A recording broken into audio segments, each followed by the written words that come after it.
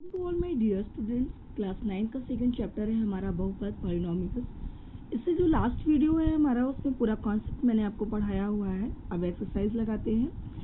पहला क्वेश्चन है, निम्नलिखित व्यंजकों में कौन कौन एक चर में बहुपद है और कौन कौन नहीं है, और कारण भी लिखना है। तो देखिए, एक चर में बहुपद का मतलब ये होता है कि यदि कोई चर है हमारा x है या y, z, t कुछ भी है, पूरा समीकरण अगर एक ही चर में दिया है तो वो एक चर का बहुपद कहलाता है।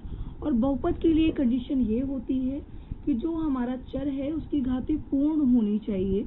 घातें हमारी फ्रैक्शन में नहीं होनी चाहिए, भिन्न में नहीं होनी चाहिए। तो आप लिखोगे ये एक चर बहुपद है, एक चर बहुपद है। कारण क्या है? क्योंकि यह समीकरण केवल एक चर x की पूर्ण घातों में है, पूर्ण घातों में है, इसलिए ये हमारा एक चर बहुपद है। अगर ऐसा नहीं होता तो फिर ये एक चर बहुपद हमारा नहीं होता।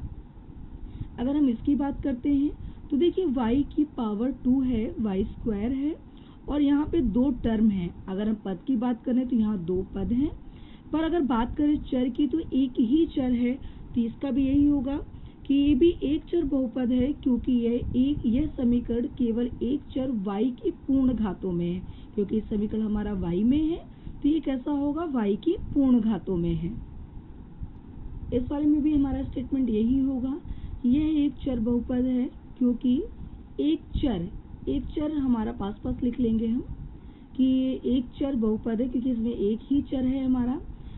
ये समीकरण केवल एक चर y की पूर्ण घातों में है। देखिए, यहाँ अंडर रूट टी है, अंडर रूट टी का मतलब जो होता है वो होता है टी की घात 1/2। यहाँ टी की जो घात है वो पूर्ण घात नहीं है, अतः यह बहुपद हमारा नहीं होगा। तो आप लिखोगे यहाँ टी, आप ऐसे लिखेंगे यहाँ चर टी पूर्ण घातों में नहीं है, अतः यह बहुपद नहीं होगा, नहीं होगा। नेक्स्ट की बात करते हैं। क्वेश्चन लिखा है y + 2/y है। अगर इसको हम सॉल्व करते हैं तो ये हो जाता है y² + 2/y। और इस तरह के जो व्यंजक होते हैं, ऊपर भी बहुपद हो और नीचे भी हमारा बहुपद ही हो, तो ये हमारे होते हैं परिमेय व्यंजक। परिमेय व्यंजक होते हैं तो ये हमारा बहुपद नहीं होगा। तो इसमें स्टेटमेंट आपका क्या होगा कि ये बहुपद नहीं है।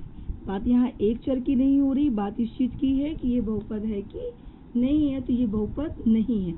यहाँ की बात करते हैं तो ये देखिए x, y, t तीन अलग अलग चर हैं हमारे, इसलिए ये हमारा एक चर बहुपद नहीं है। आप लिखोगे दिए गए समीकरण में तीन चर x, y और t हैं, अतः यह एक चर बहुपद नहीं है,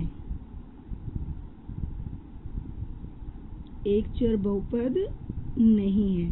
तो फर्स्ट क्वेश्चन हमारा कंप्लीट होता है।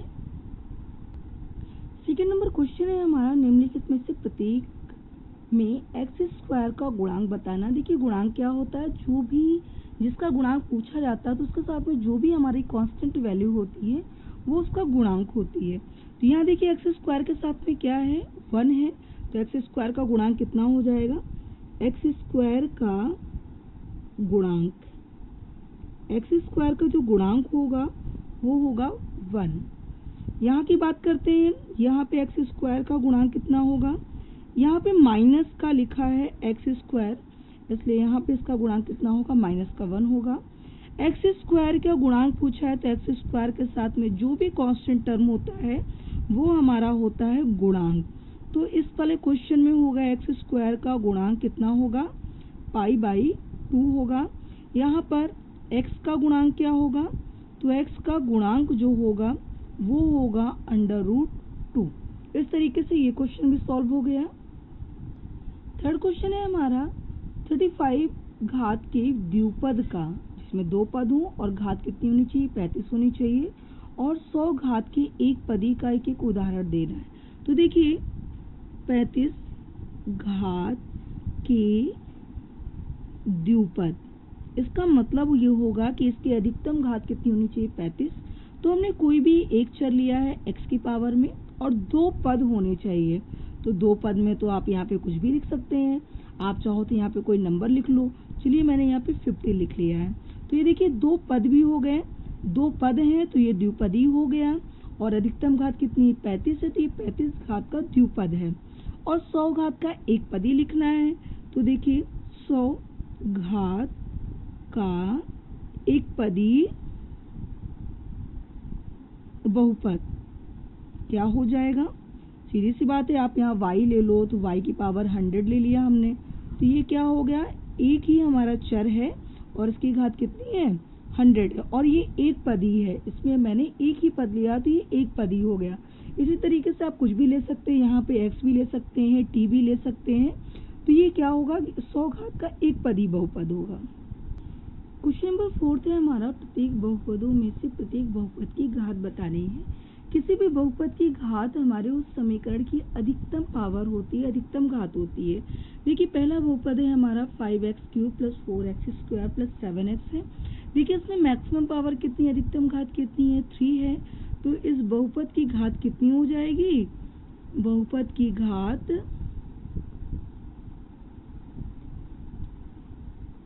3 होगी। यहाँ पर देखिए y की घात अधिकतम कितनी है, 2 है, तो यहाँ पर बहुपद की घात होगी 2 होगी।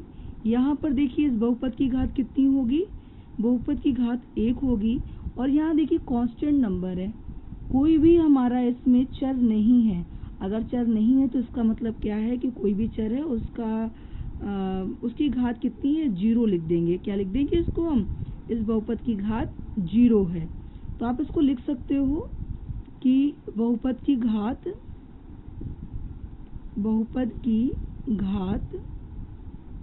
0 है।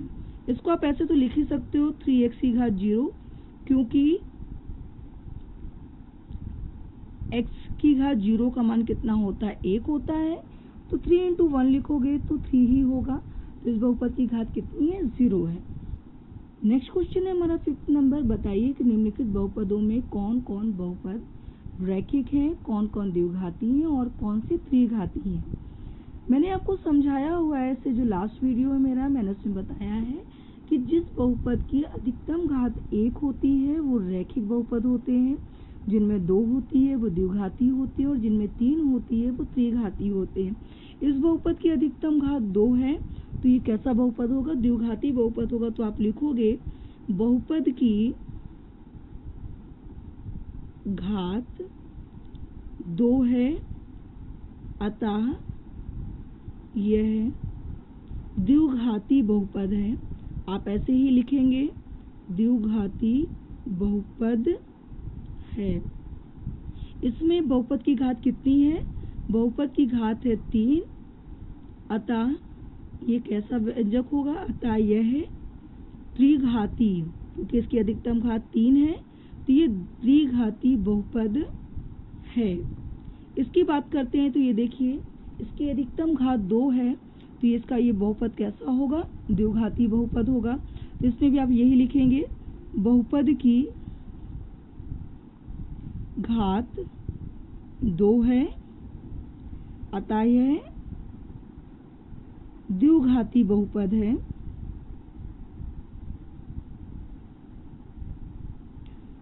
इनमें भी स्टेटमेंट यह सही होगा। इसमें अधिकतम घात 1 है, तो ये कैसा बहुपद होगा, ये रैखिक बहुपद होगा, क्योंकि इसमें x की अधिकतम घात 1 है। ये भी हमारा रैखिक होगा, क्योंकि इसमें जो बहुपद है बहुपद की घात 1 है।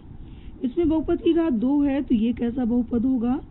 द्विघाती बहुपद होगा, द्विघाती बहुपद।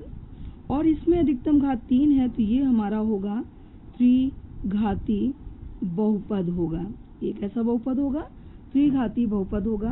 तो ये एक्सरसाइज आपकी फिनिश होती है। नेक्स्ट एक्सरसाइज में नेक्स्ट वीडियो में मैं आपको अगली एक्सरसाइज का कॉन्सेप्ट भी पढ़ाऊंगी और क्वेश्चंस भी बताऊंगी। इस वीडियो में इतना ही।